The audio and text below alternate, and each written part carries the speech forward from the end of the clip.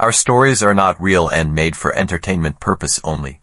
Subscribe to my channel for more stories. Now let's begin this one. I'll never forget the day my world turned upside down. It was a humid August evening, the kind where the air clings to your skin and every breath feels heavy.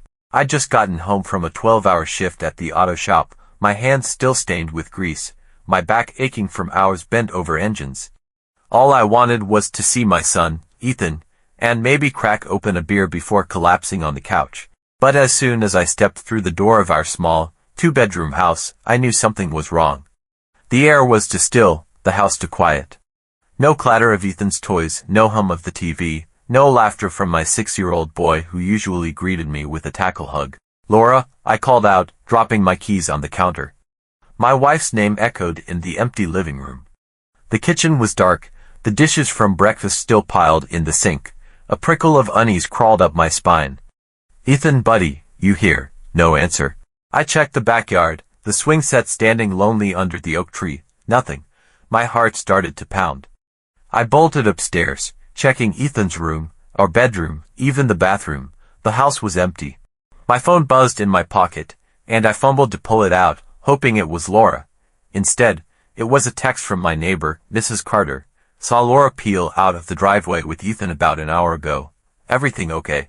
I typed back a quick "not sure, thanks," and called Laura's phone.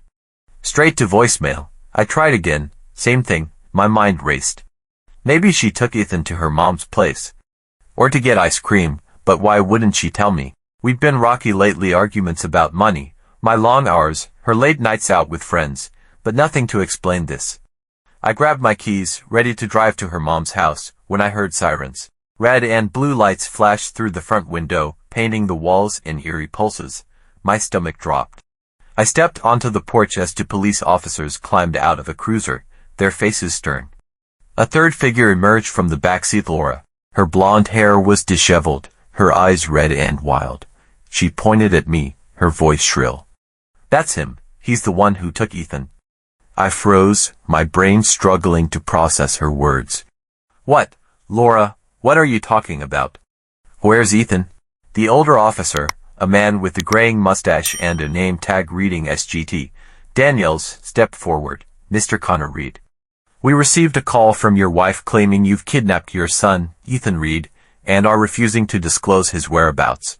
We need you to come with us for questioning." "Kidnapped?" I stammered, my voice cracking. "I just got home from work. I don't know where Ethan is." "Laura, what the hell is going on?" She sobbed, clutching her purse like a lifeline. "Don't lie, Connor. You've been threatening to take him away from me for weeks. You said you'd make sure I never saw him again." My jaw dropped. I'd never said anything like that. Sure, we'd fought, but I'd never threatened to take Ethan. He was my world, my goofy, dinosaur-obsessed kid who made me laugh even on my worst days. I looked at the officers, my hands raised. "I swear, I don't know what she's talking about. I haven't seen Ethan since this morning before I left for work." The younger officer, a woman with sharp eyes, scribbled in a notepad. "Sir, we're going to need you to calm down and come with us. We'll sort this out at the station." "Sort it out? My son is missing," I snapped, my voice rising. "Why aren't you looking for him, Laura? Where is he?"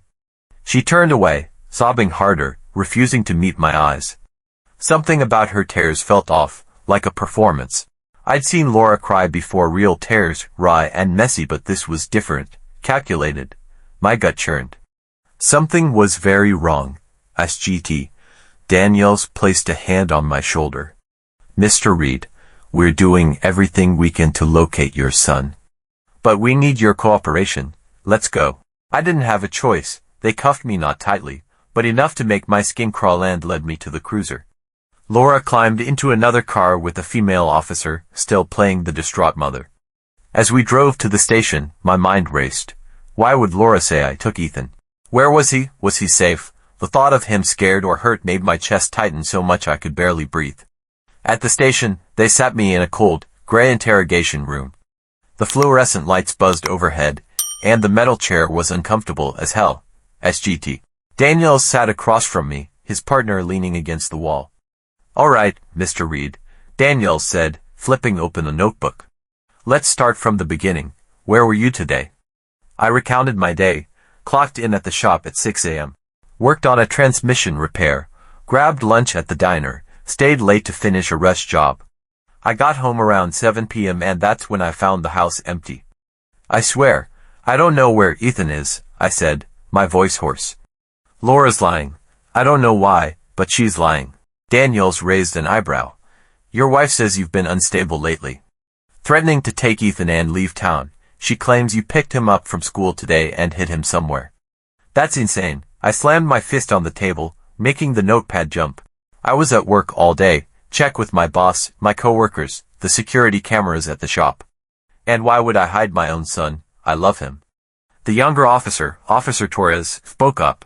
We're checking your alibi, Mr. Reed.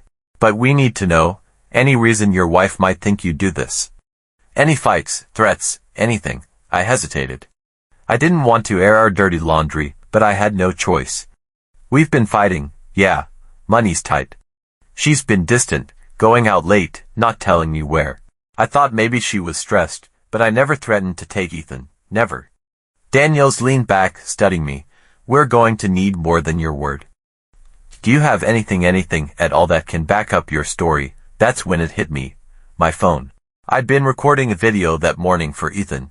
He'd been obsessed with making vlogs lately, inspired by some YouTube channel. Before I left for work, he'd begged me to record a message for his dinosaur adventure show.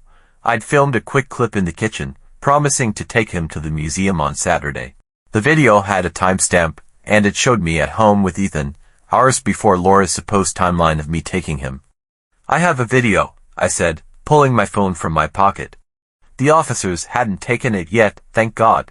It's from this morning, 5:45 a.m. Before I left for work. Ethan's in it. It proves I was with him at home, not kidnapping him.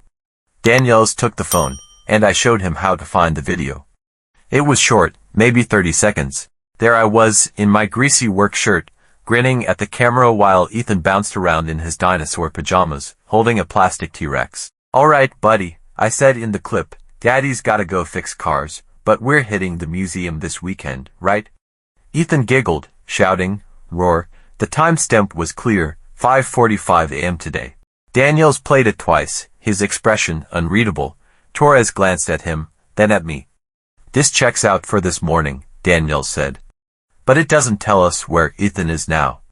It proves I didn't take him, I said, my voice shaking. Laura's lying about me picking him up from school. Check the school's records, their cameras. I was at work. Daniels nodded to Torres, who left the room, presumably to make calls. I sat there, my leg bouncing under the table, every second feeling like an eternity. Where was Ethan? Why was Laura doing this? My mind flashed to the last few months, her late nights, the hushed phone calls, the way she'd pull away when I tried to talk. I'd thought it was stress, maybe an affair, but this was something else. An hour later, Torres returned, her face grim. She whispered something to Daniels, who stood up. Mr. Reed, we've got some new information. Stay here. What's going on? Is Ethan okay? I was on my feet, but Torres motioned for me to sit. We're working on it, she said, and they left me alone again. Time dragged on. I stared at the wall, my mind spiraling. What if Ethan was hurt? What if Laura had done something to him? The thought made me sick. I tried to piece together her story. She said I picked Ethan up from school, but I was at work.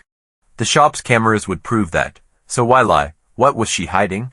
Finally, Daniels and Torres returned, this time with a third officer, a detective in a suit. Daniels held my phone, his expression darker than before. Mr. Reed, we need to ask you about something else on your phone. I blinked. What? He turned the screen toward me. It was another video, one I didn't remember recording. The thumbnail showed a dark room, maybe our living room, with a timestamp from 2 nights ago, 1:17 a.m. My heart sank. I didn't take that, I said. Play it. Daniels hit play. The video was shaky, like someone had set the phone down on a table without stabilizing it. The audio was muffled at first, but then I heard Laura's voice, low and urgent, talking to someone. He doesn't suspect anything. I'll take Ethan to my sister's tomorrow. You just make sure the money's ready. A man's voice responded, unfamiliar and gruff. You sure he won't figure it out? If he goes to the cops, he won't, Laura snapped.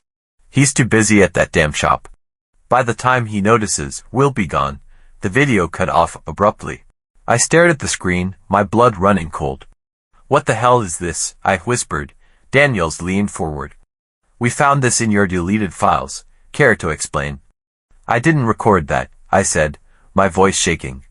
I swear, I don't know how it got there. Torres raised an eyebrow. Your phone's passcode protected, right? So how does a video like this end up in your deleted folder? I shook my head, my mind racing. Then it hit me, Ethan. He was always playing with my phone, recording random videos for his show. Had he accidentally recorded this? Or worse, on purpose? My stomach twisted at the thought of my 6-year-old hearing his mom plot something like this. I think Ethan might have recorded it, I said. He's always messing with my phone. Check the other videos in there, you'll see his stuff. Daniel scrolled through my phone, finding more of Ethan's goofy clips. Him narrating his toys, filming the dog, even recording me snoring on the couch. Then he stopped on another deleted video, timestamped last night, 11:43 p.m. He played it. It was Laura again, on the phone in our bedroom, the door cracked open. Ethan must have been hiding in the hall. Her voice was hushed but clear. I'll tell the cops he took Ethan. It'll buy us time. Just get the car ready. We leave tomorrow night. The detective, who'd been silent until now, spoke. Mr. Reed, we checked with Ethan's school. You didn't pick him up today. Laura did. At 2:30 p.m. she told the school it was an emergency. We've also got a call from her sister in Ohio, saying Laura dropped Ethan off there this afternoon, claiming you were a danger to him. I felt like I'd been punched in the gut. She's setting me up, I said, my voice barely above a whisper. She's trying to run off with Ethan and make it look like I'm the bad guy. Daniels nodded slowly. That's what it looks like. We've got officers heading to Ohio now to check on Ethan, but this video, he held up my phone, this changes everything. They left me in the room again, but this time, I felt a flicker of hope. Ethan was alive, at least, but Laura, what was she doing? Running off with some guy, stealing money, framing me. The pieces didn't fit, but the video was undeniable. An hour later, the detective returned. Mr. Reed, your son's safe. He's with Laura's sister, unharmed. We've brought your wife in for questioning. The video evidence, combined with her sister's statement that Laura seemed off and was talking about leaving the country, is enough to hold her. I exhaled, relief flooding through me. So what happens now? We're charging her with filing a false police report, for starters, the detective said. Depending on what else we find, possible fraud, conspiracy, or worse, she could be looking at serious time. Your alibi checks out. Shop cameras show you were there all day. I nodded, my throat tight. Can I see Ethan? We'll arrange it, he said. He's shaken up, but he's okay. As they uncuffed me, I felt a mix of relief and rage. Laura had tried to destroy my life, to take my son and pin it on me. But Ethan, my brave little guy, had saved me without even knowing it. His obsession with my phone, his sneaky recordings, had caught Laura in her lies. A week later, I picked Ethan up from his aunt's house. He ran to me, tears in his eyes, and I held him tighter than ever. Laura's case was still unfolding. Turned out, she'd been planning to run off with the guy she met online, someone promising her a new life with stolen money from a shady deal. The details were still murky, but the videos Ethan accidentally recorded were enough to unravel her plan. As we drove home, Ethan clutched his T-Rex toy, looking up at me. Dad, are we gonna be okay? I smiled, ruffling his hair. Yeah, buddy. We're gonna be just fine. And we were. The truth, caught on a grainy phone video, had set us free.